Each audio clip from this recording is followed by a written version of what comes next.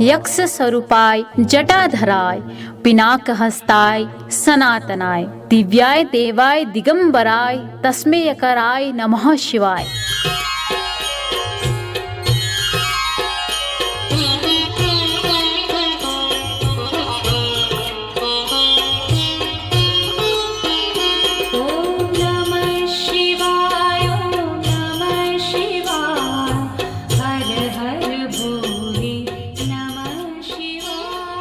कुमारवाणी सुनने वाले सभी श्रोताओं को महाशिवरात्रि की हार्दिक शुभकामनाएं। भगवान शिव की कृपा दृष्टि सदैव आपके परिवार पर बनी रहे। आज देवों के देव महादेव का जन्मोत्सव है, इसीलिए हिंदू और शैवों के बीच महाशिवरात्रि का पावन उत्सव बहुत महत्व रखता है। यह एक हिंदू त्योहार है जो भगवान शिव को समर्पित है।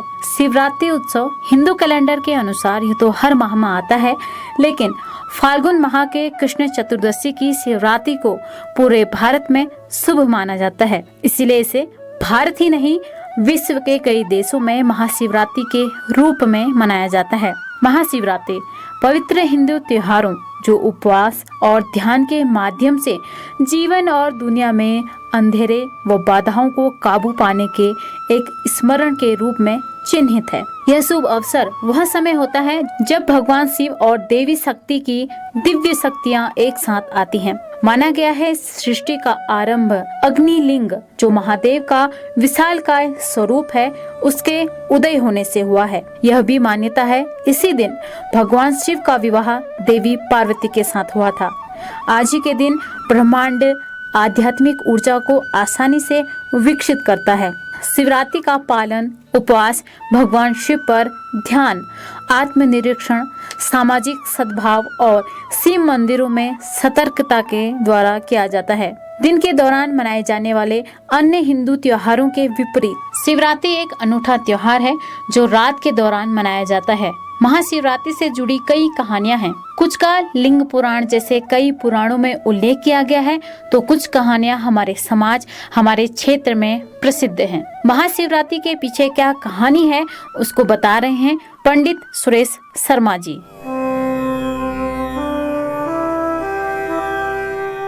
उत्तर भारत में महाशिवरात्रि मनाए जाने का प्रमुख कारण जो है शिव त्याग शिव विवाह की कथा, जिसका उल्लेख रामचरितमानस में भी है। एक बार शिवजी और सती जी भ्रमण कर रहे थे, तब उन्होंने वन में राम लक्ष्मण को देखा और भगवान राम ने सती और शिवजी को प्रणाम किया और सीता हरण की व्यथा सुनाई। तब सती के मन में संदेह हुआ कि भगवान का अवतार होते हुए भी मानव जैसा व्यवहार कर रहे हैं और पत्नी का वियोग कर रहे हैं। शिवजी ने सती को समझाया कि ऐसा नहीं है, ये अंतर्यामी भगवान है। सती नहीं मानी। तब शिवजी ने परीक्षा लेने को कहा। सती ने सीता का वेश धारण किया और राम के सम्मुख प्रकट हुई। राम ने सती को माता कहकर प्रणाम किया और कहा, पिताजी कैसे हैं? सती ने परीक्षा वाली बात शिवजी को नहीं बताई। शिवजी ने अपने अंतर मन से सती के सीता वेश धरने की बात जान ली और सती में सीता का रूप जानकर सती को त्यागने का निर्णय लिया। सती भी शिव के मन की बात जान गई। एक बार जब सती के पिता दक्ष ने यज्ञ किया, उसमें शिव को निमंत्रण नहीं दिया और सती बिना निमंत्रण के यज्ञ में पहुंच गई। वहां सती का सम्मान नहीं हुआ और शिव को भी दक्ष ने अपशब्द कहकर अपमानित किया। सती ने अपमानित होकर योग अग्नि में भस्म होकर देह त्याग दी। जब हिमांचल के घर पार्वती का जन्म हुआ, पार्वती ने कहा कि यदि मेरा विवाह होगा तो शिव जी के ही साथ होगा, अन्यथा मैं आजीवन कुंवारी रहूंगी। तब शिव का विवाह पार्वती के संग हुआ। जिस दिन शिव पार्वती का विवाह हुआ उस दिन को महाशिवरात्रि के रूप में मनाया जाता है। इस कहानी का उल्लेख रामचरितमानस में विशेष रूप से दिया गया है। एक अन्य मान्यता के अनुसार देवी पार्वती ने एक बार भगवान शिव से पृथ्वी को विनाश से बचाने के लिए प्रार्थना की थी। भगवान शिव इस शर्त पर दुनिया को बचाने के लिए सहमत हुए। उन्होंने कहा, पृथ्वी के वासी पूर्ण समर्पण और जुनून के साथ उनकी पूजा करेंगे। इस तरह एक दिन महाशिवरात्रि के रूप में मनाया जाने लगा। यह भी माना जाता है महाशिवरात्रि के ठीक एक दिन बाद फूल खिलते हैं जो पृथ्वी की उर्वरता की ओर इशारा करते हैं। इसी प्रकार देवों के देव महादेव से जुड़ी अनेकों कहानियां हैं। शिव भक्तों के द्वारा यह दिन बहुत हर्षोल्लास और पवित्र भावना के साथ मनाया जाता है। भक्त महादेव के दर्शन को आतुर दूर दूर मंदिरों में लंबी लंबी कतारों में खड़े होकर घंटों प्रतीक्षा करते हैं। घंटों प्रतीक्षा के बाद महादेव के दर्शन करते हैं। इस दिन लोगों का उत्साह देखते ही बनता है। अपने इसी उत्साह को व्यक्त कर रहे हैं हमारे क्षेत्रवासी। जैसे कि साल भर में शिवरात्रि का एक पर्व आता है, अगले दिन से ही एक माहौल होता है, मन में जिज्ञासा होती है यार हमने सुबह जल्दी उठना है। उसके बाद अपना नहा धो के अपना जो लिपाई पुताई मंदिर की साफ़ सफाई पूजा पाठ करना होता है। उसके बाद हम कहीं अपने लोकल के ही जैसे हमारे वहाँ महादेव जी का मंदिर मुक्तेश्वर में है, हम उसको वहाँ जाते हैं, पूजा पाठ करते हैं।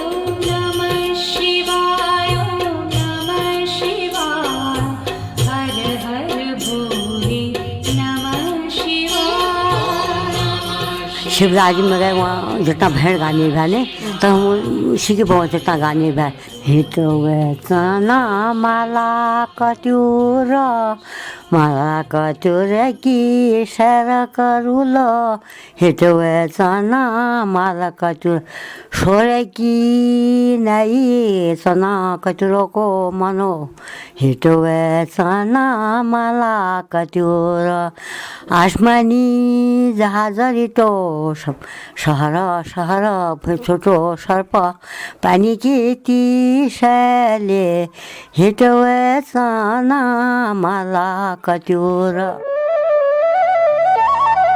सब जानते हैं महादेव जितने भोले हैं उतने ही क्रोधी स्वभाव के भी हैं।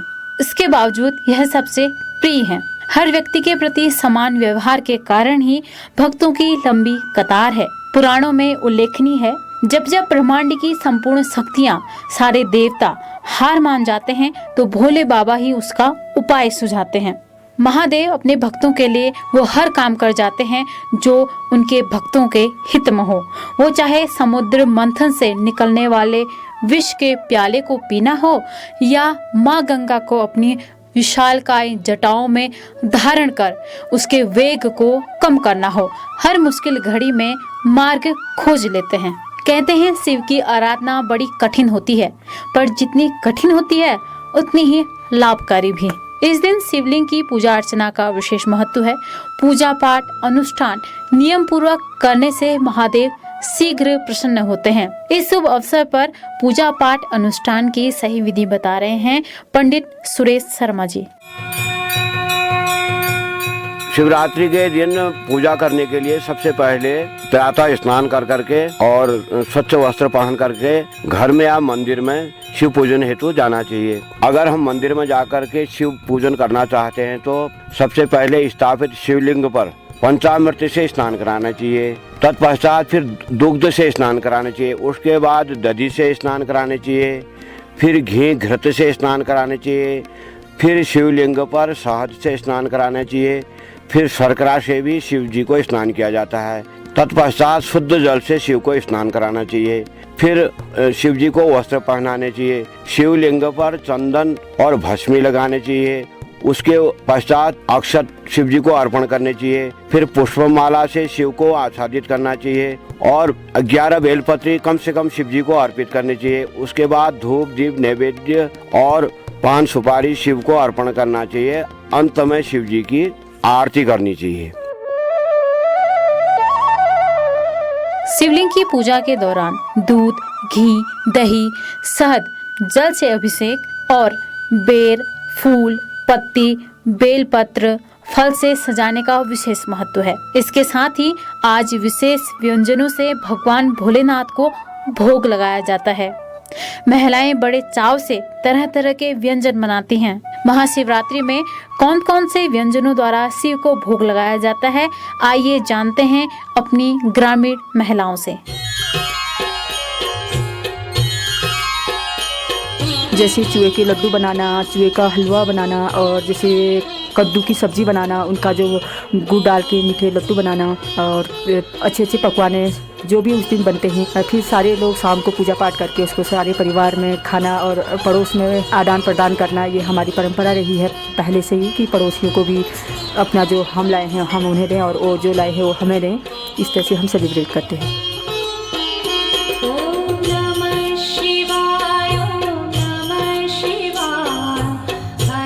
सच है, परिवार के साथ इन व्यंजनों का स्वाद और आनंद दुगना हो जाता है। भारत के हर क्षेत्र में आज के अवसर पर अलग अलग तरह के पकवान बनते हैं। आज संपूर्ण भारत, मध्य और दक्षिण भारत के साथ ही शिव की आराधना नेपाल के पशुपतिनाथ में, पाकिस्तान में, बांग्लादेश में, कैरिबियन समुदाय में, मॉरिशस में भी अपार श्रद्धा से पूजा अर्चना होती है। हमारे क्षेत्र के महादेव मुक्तेश्वर मंदिर, जागेश्वर, कैलाश, टपकेश्वर मंदिर में बैरास कुंड, धारचूला, चमोली, चंपावत, पिथौरागढ़, बागेश्वर, अल्मोड़ा और भी कई स्थान पर मेले का आयोजन कई वर्षों से होता आ रहा है। मानो मनुष्य के साथ ही प्रकृति भी इस दिन का आनंद ले रही हो। आप आज शिव की भक्ति पूरे मन, श्रद्धा, एकाग्रता से करें और घर पर प्रेम भाव से जो संभव हो सके वो पकवान बनाएं और मिलकर आनंद लें। भगवान भोलेनाथ आप पर और हम पर अपनी कृपा दृष्टि सदैव बनाए रखेंगे। इसी उम्मीद के साथ और इसी प्रार्थना के साथ शिव का एक सुंदर सा भजन आप सभी के लिए और मुझे दीजिए इजाजत। हर हर महादेव।